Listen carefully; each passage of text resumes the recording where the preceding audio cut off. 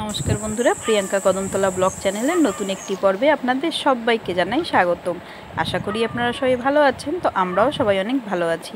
তো আজকে আবারও চলে আসলাম নতুন একটা ভিডিও নিয়ে। আজকে আমার মাসি শাশুড়ি বাড়িতে হচ্ছে ধান কাটা। তো ঠিক আছে বন্ধুরা, ভিডিওটা স্কিপ না করে দেখুন আমাদের আন্দামানে আমাদের কদমতলা গ্রামে কিভাবে ধান কাটা হয় কিনা।